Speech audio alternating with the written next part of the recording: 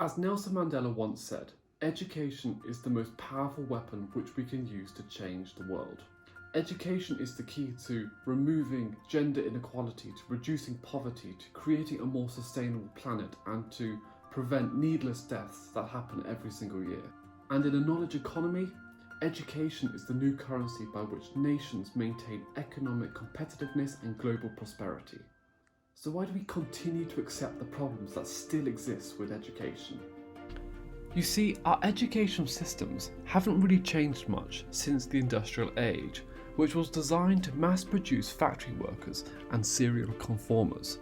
Today, we should be looking at creating systems that encourage creative learning, independent thought, and use our technology to provide free, widespread access to education for every single student. Remember, although students make up just 20% of our population, they are 100% of our future, and they deserve to be treated as such. In this video, in celebration of my first 100 subscribers, I want to address some of the key issues facing education and how I think we can address this crisis. The first problem is that our current system of education is killing off creativity. Schools have designed a one-show-fits-all curriculum where individual capabilities, interests, passions and creativity are not factored in. Although students begin their education with an eagerness to explore the world and its opportunities, this interest is stifled by the rigidity of how we test students. We expect them to memorise facts just so they can pass a stupid exam, rather than encouraging students to learn about what interests them and go deep into subjects that could ignite a lifelong passion. The system simply doesn't want creative people, it wants workers. No wonder we have a generation of graduates who are disillusioned about their future and their identities when they've been told what to think instead of how to think. The second problem is the differences in how we learn. From a very young age, we are placed in a room and lectured for hours every single day. This is an incredibly dehumanising experience and fails to take into account the individual differences of the students. For instance, in any given classroom, different students are at different levels of understanding.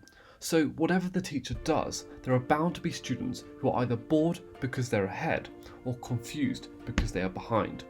The education system should be designed in a way that allows students to learn with confidence at their own pace and have a variety of resources that cater to the way they learn best.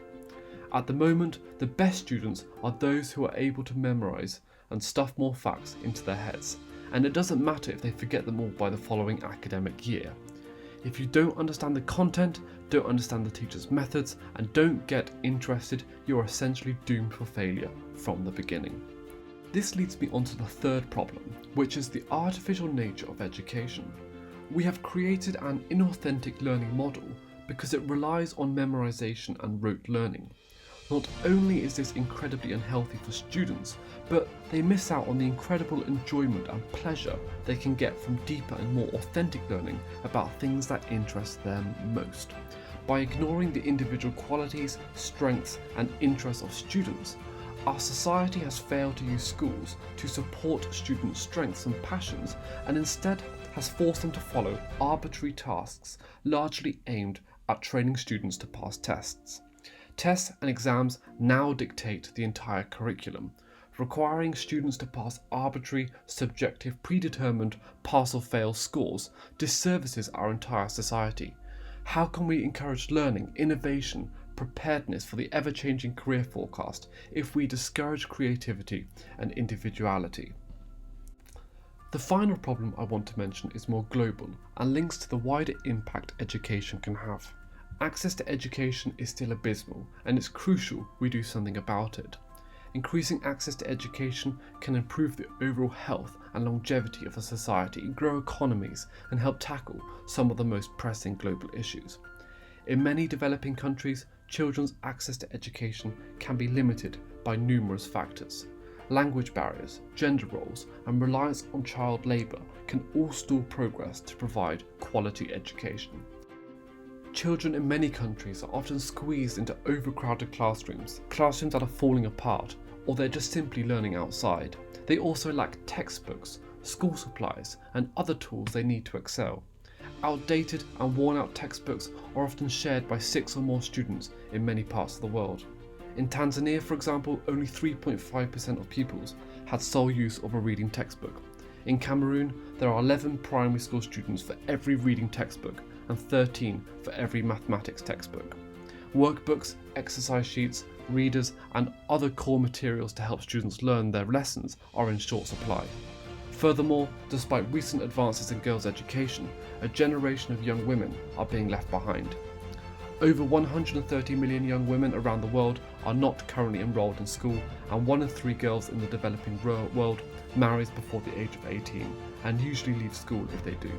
It's a sad reality that we need to face up to, and one that we can change quickly. So how do we address these problems? Ultimately, we need to completely rethink our approach. Creativity can be encouraged and wider interests of students can be captured by allowing them to explore a range of topics using a wide variety of different learning resources. Instead of making students focus on rote learning, curriculum-based study, and stressful testing, we should be promoting a system of education that gets them to create their own learning paths with an end goal that truly excites them. We shouldn't encourage students to just analyse a poem or add fractions for the hell of it, but get them to appreciate the wider importance of what they are doing and how that fits into their own life ambitions. In addition, and perhaps most importantly, there are methods we can use to help students get access to education despite race, gender, ethnicity, location, and socio-economic class. Although global internet access is still a problem, I believe technology presents us with the greatest opportunity for an education revolution. I created Digestible Notes with this very belief. Whether I do it or someone else does it, there needs to be a central resource for education that solves all of the aforementioned problems. A central resource that provides the wide variety of topics that students can study at their own pace. A central resource that offers a range of methods to study the materials. A central resource that offers accreditation or through means other than pure examination. And a central resource that every student in the world can access.